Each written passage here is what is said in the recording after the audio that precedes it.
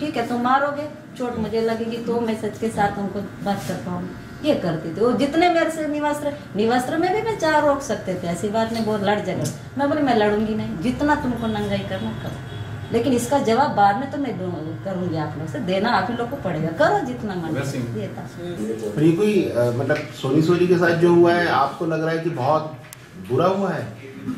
सोनी बता रही थी कि एक लड़की के निपल्स काट दिए, कई लड़कियों के ब्रेस्ट पर इलेक्ट्रोक्यूशन मार्क्स थे, मतलब इंतहा नहीं, आप सोच। फर्स्ट दिन जैसे ही मैं जेल प्रवेश किया, फर्स्ट दिन तो उसी दिन जेलर ने खड़े करके सीधा बोल दिया कि लिंगाराम को यहाँ लेके नहीं आना था, इसको गोली मार के फेंक देना था। आपके सामने बोला? हाँ सामने बोला, मैं कुछ नहीं बोला। अब मैं क्या बोल सकता हूँ उसके सामने, 4 दीवारी के अंदर बंद, ऐसी केस लगा है 120 वो देशद्रोही का धारा मन लगा है।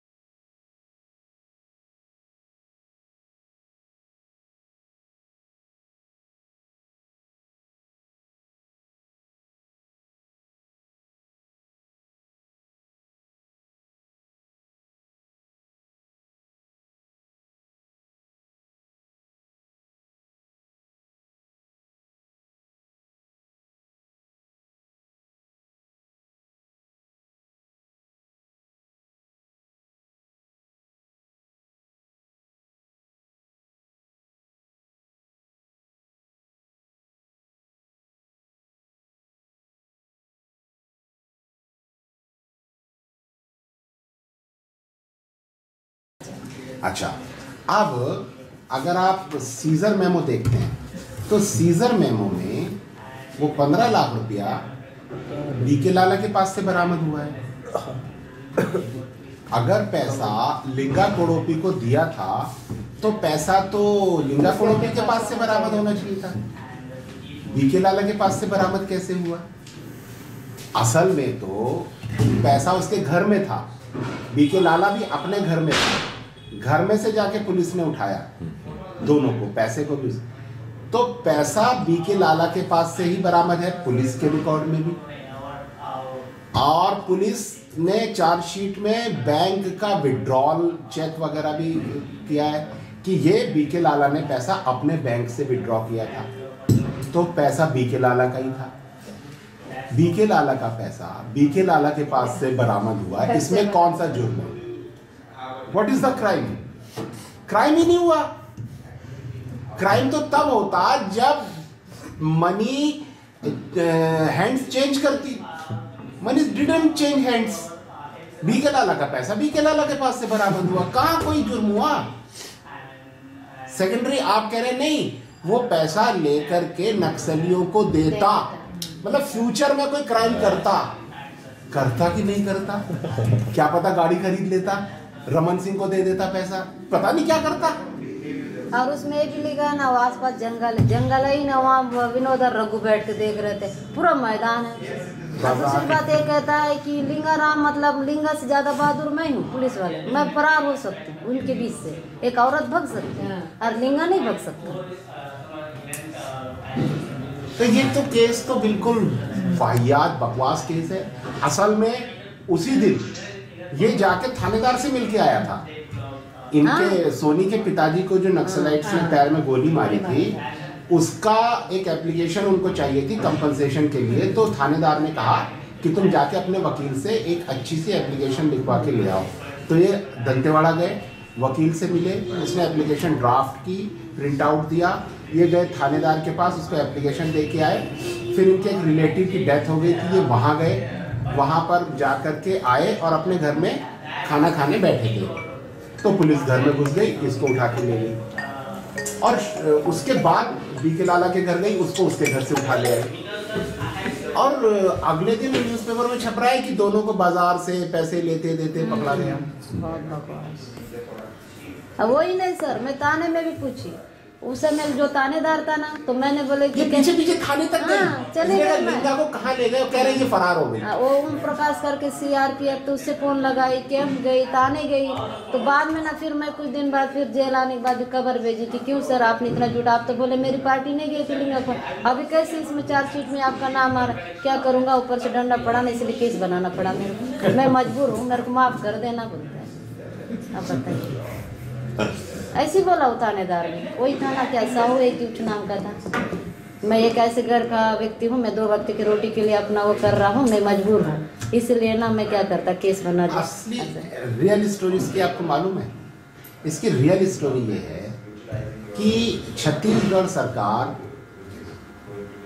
हम लोगों को पकड़ना चाहती है। ये तो बात। और बार बार सोनी को वो अंकित गर्ग एक लिखा हुआ स्टेटमेंट पे साइन करने के लिए प्रेशराइज कर रहा था। वो बार बार इसका हाथ पकड़ के भी ले जाता था, तो बस यहाँ दस्तखत कर दे। और उसमें लिखा था कि स्वामी अग्निवेश, अरुंधति रॉय, हिमांशु कुमार, ये सब नक्सलाइट हैं और मैं इनको पैसा ले जाके देती थी और ये नक्सलाइट मदद में करती थी। लिंगाराम कोड़ोपी को भी उन लोगों ने उसी के लिए मीडिया का सब ट्रेनिंग दी है। और सारा धंधा ये है कि वहाँ जो बिजनेस होना है, $1 ट्रिलियन का जो मिनरल्स है, हम लोग जो छत्तीसगढ़ में इन्वॉल्व हैं, इंटरेस्टेड हैं, हम लोग शोर मचाते रहते हैं, ये गलत, ये गलत, ये गलत, तो वो बिजनेस शुरू नहीं हो पा रहा है। हम लोग जेल चले जाएंगे तो बिजनेस शुरू हो जाएगा। तो हमें पकड़ने, फंसाने के लिए इनको पकड़ा। इनको फंसाने के लिए पुलिस ने ही ठेकेदार को बुलाया, पुलिस ने ही कहा विड्रॉ कर लो पैसा, और फिर पुलिस ने जाके उसके घर से उठा लिया उसको। वो बाजार में आकर के नहीं आया, पैसा उसके घर में ही था। अभी पुलिस ने उसको घर से उठा लिया कि ये रहा, लीजिए 15 लाख। और इनको बहुत कोशिश की कि आप दस्तखत कर दीजिए। अगर ये दस्तखत कर देती तो इनका टॉर्चर नहीं होता, नहीं होता, बिल्कुल नहीं। क्योंकि वो बोल रहे थे ना, इसमें कर लेगा सब, तुम्हारे बच्चे को ले आएंगे, तुमको बाहर भेज देंगे, तुम्हारी सब कुछ चीज़ हम करेंगे। तो मैं बोली बच्चे को लगवा कि मेरा परिवार वो सब हो जाएगा, तुम बस ये करो, ये क्या करना है, इसमें सैंड भर करना है, तुम हमारा बन जाओ, कंप्रोमाइज करो। मैं ऐसा नहीं कर सकती। एक करंट शॉट देना, वो सब करना, बस मतलब पहले करंट शॉट दिए, उस समय वो कह रहे नहीं हुई, तो फिर वो निवस्त्र वाला किए, वैसे इस तरह की। अगर शायद मैं वो करती तो नहीं करती। जो सेक्सुअल टॉर्चर जो जेल में आपके साथ हुआ, जिसको फिर कलकत्ता में हॉस्पिटल की रिपोर्ट में कंफर्म हुआ, थाने में, तो उसके फिर में जो कनेक्टेड एसपी थे, एसपी अंकित गर्ग, उनकी FIR दर्ज नहीं हुई, उसका कॉग्निजेंस नहीं लिया गया, जो एक बहुत बड़ा क्वेश्चन मार्क है और जिसका बहुत क्रिटिसिज्म भी हुआ आपके पूरे केस में। उस पे खिलाफ अभी तक अपराध दर्ज नहीं हुए, इसको दर्ज नहीं हुआ, कार्रवाई नहीं हुई। इसको लेकर आप क्या महसूस, क्या कहना चाहेंगी, क्या महसूस करती है? ये तो मुझे भी दुख है कि मतलब FIR नहीं हो रहा है। इसमें मेरी कई परिस्थिति जुड़ी थी, मेरे छोटे छोटे बच्चे थे, मेरे पिताजी ऑलरेडी नक्सली हमले के पहले से शिकार हो चुके हैं, उनके पैर को गोली मारी हुई, लाचार हैं, वो मेरी क्या मदद करेंगे? और बच्चे छोटे छोटे हैं, वो तो कुछ नहीं जानते, कुछ नहीं करते। और छत्तीसगढ़ के जो मेरे और भी लोग हैं, मेरे परिवार हैं, उन सबको डराए हुए थे, वो कोई मुझसे मुलाकात नहीं करते थे, मिलते नहीं थे।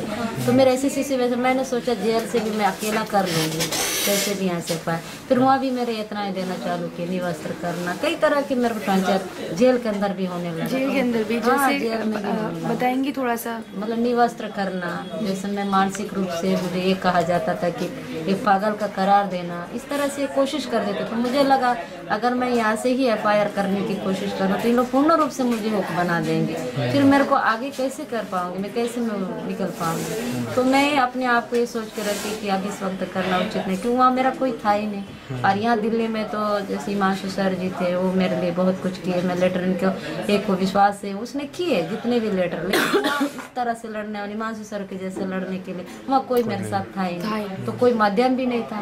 मैं किसके भरोसा, किसके ताकत से कैसे कर, ऑलरेडी मेरे पिता ऐसे लाचार हुए हैं, तो मेरे घर की स्थिति भी ठीक नहीं है, तो उन लोग सब डरे हुए थे।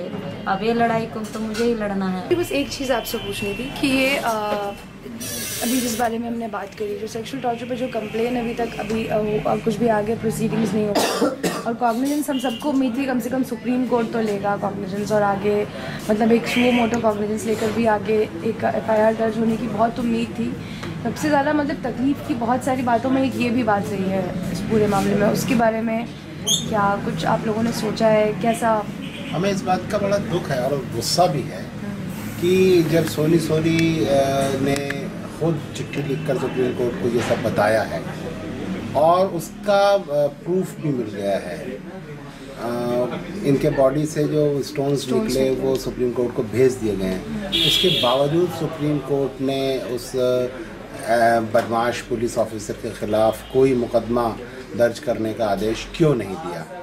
अब हम कोशिश कर रहे हैं, आज ये एक FIR भेज रही है छत्तीसगढ़ सरकार पुलिस को, और हम उम्मीद करेंगे कि छत्तीसगढ़ सरकार उसे दर्ज करे और अंकित गर्ग के ख़िलाफ़ FIR, और उसके बाद नहीं करेंगे तो फिर हम कानूनी रास्ता दूसरा अपनाएंगे, कोर्ट में प्राइवेट कंप्लेंट फाइल करेंगे।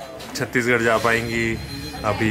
ऐसा लगता है कि अपनी ज़मीन भी मतलब छूटने का कभी कभी जो हाँ बहुत ज़्यादा मैंने तो जिस दिन बेल हुई मतलब मेरे लिए यही पता चला कि 3 दिसंबर तक है और मेरे को वापस वहाँ दिल्ली जाके रहना है, तो मेरे को बहुत दुख हुआ। तो हमने हमेशा ये सुने हैं कि अपनी जन्मभूमि को तो छोड़ के आज व्यक्ति जाता नहीं, मतलब दूसरे स्टेट में जाने के प्रतिबंध लगाया जाता है कि तुम दूसरे स्टेट में मत जाओ, और आपके ऊपर अपनी स्टेट में। और मुझे इस बात की बहुत दुख हुई कि मैं अपनी उस जगह को छोड़ आपको के दिल्ली में परिवार को छोड़ के यहाँ आना पड़ा। क्यों आना पड़ा, क्या कारण है? आज मेरे को अपनी ही पैदाइश ज़मीन को छोड़ना पड़ रहा है, यहाँ से मेरे को बेदखल के रूप में मेरे को वहाँ जाना पड़ रहा है। तो ऐसे आखिर ये इसकी वजह कौन है, कारण कौन है, क्या है, हमने क्या किया था, ऐसे हमारी क्या गलती थी? फिर भी सरकार ने इस तरह क्यों नहीं समझी? अगर मुझे छत्तीसगढ़ हाई कोर्ट से मेरे दिल में ये था, इतने कुछ केस लगने के बावजूद मैं ये सोचती थी कि चलो कोई बात नहीं, केस तो लगा दिया, पुलिस ने पर्ची लगा दिया, वो तो पूरी बरी हो जाऊंगी, ये भी मुझे पर हाई कोर्ट ने कहीं मुझे ज़रूर जमानत देगी। मतलब मैं हूँ छत्तीसगढ़ की, यहीं की निवासी हूँ, यहीं की हूँ, तो मुझे एकदम विश्वास था। हमेशा मैं लोगों से भी कहती थी, बंदियों से भी कहती थी, नहीं छत्तीसगढ़ मतलब कोर्ट तो देगा, हाई कोर्ट जरूर न दे। जिस दिन उसने हाई कोर्ट खारिज कर दिया तो दिन तो मेरा बहुत ज़्यादा तकलीफ हुई। मेरे को लगा कि मैं छत्तीसगढ़ की बेटी, छत्तीसगढ़ की बहन होने के नाते भी मैं यहाँ की कुछ नहीं रही। मेरा जन्म तो हुआ पर मेरे को ज़मीन से भी बेदखल क्यों नहीं मिला मेरे को बेर, मेरे को उस जगह का बेर मिलता है, बहुत खुशी होती। तो आज मेरे को अजीब सा लगता है, क्योंकि हम पहली बात तो आदिवासी सुरक्षित रहना, ये पक्का मानते हैं ना। हाँ, 52 सालों से कभी आदिवासियों को जस्टिस नहीं मिला आज तक की। आप ह्यूमन राइट्स रिकॉर्ड इंडिया की खोल के देखिए, उसमें एक भी अगर जस्टिस आदिवासियों को मिला तो बता दीजिए, वो किसी से भी पूछ लीजिए, वो ह्यूमन राइट्स रिकॉर्ड में ऐसा कोई रिकॉर्ड नहीं है कि आदिवासियों के साथ कभी इन्होंने क्या तो किया। और अभी कैसा छत्तीसगढ़ के बारे में क्या लगता है? आम जीवन जीना वहाँ कितना बहुत मुश्किल है। अगर आप उनके साथ नहीं, कॉर्पोरेट सेक्टर के साथ अगेंस्ट, तो आप बिल्कुल उनका विरोध नहीं कर सकते हैं। उनको जो करना है वो करेंगे। अगर आप बीच में आए तो आपको हटाने की कोशिश करेंगे। अगर पुलिस कुछ कर रही है, वहाँ पहली बात कॉन्स्टिट्यूशन है नहीं, कोई कॉन्स्टिट्यूशन नहीं, कोई कॉन्स्टिट्यूशन नहीं, जबकि प्रेसिडेंट को इंटरफेयर करना चाहिए। अगर संविधान के उपबंधों के आधार पर अगर राज्य शासन नहीं चल रही है तो इंटरफेयर करना चाहिए, लेकिन नहीं किए, किसी ने नहीं किया। किसी ने नहीं। सर्वाजुड़म के नाम से कितने लोग मरे, क्या इनके पास रिकॉर्ड नहीं है? सारकेगुड़ा में एक बात बताइए, वहाँ का जो पॉलिटिशियन था सर्वाजुड़म जिसने चलाया, उसको नक्सली मार दिए, तो यहाँ से बड़े बड़े पॉलिटिशियन मन चले गए देखने। और जब आदिवासी 8 से 10 लोग मर गए, तब क्यों? This is biggest question. क्यों? ये क्या है? डिस्क्रिमिनेशन नहीं है आदिवासियों के साथ? जबकि आप एक बहुत बड़े पॉलिटिशियन हैं, अब जो भी हैं, जैसे भी आपके पास पावर है, तो आप जाके कम से कम बोल तो सकते हैं, अपनापन दे सकते हैं कि नहीं ऐसा हुआ, ये मतलब क्या है वहाँ? क्या आउट ऑफ कंट्रोल है, आउट ऑफ लॉ? कोई कॉन्स्टिट्यूशन है? 2000 से ज़्यादा तो रायपुर और जगदलपुर की जेलों में ही है ट्राइबल्स जो जी, और इतना टॉर्चर, इतना भयंकर हालत में प्रेग्नेंट लेडीज, महिलाएं ऐसी जिनको महीने महीने भर तक थाने में रेप किया गया, प्रेग्नेंट हो गई हैं, उसके बाद उनको जेलों में डाल दिया गया है। गांव में जाते हैं, कोई भी लड़की मिल जाती है उसको उठा के ले आते हैं, रेप करते रहते हैं, प्रेग्नेंट होने पे जेल भेज देते हैं, वहाँ डिलीवरीज हो रही हैं, उनको कोई देख ही नहीं रहा है, कोई सुन ही नहीं रहा है। उनके बॉडीज पर इलेक्ट्रोक्यूशन मार्क्स हैं, कोई देख ही नहीं रहा है।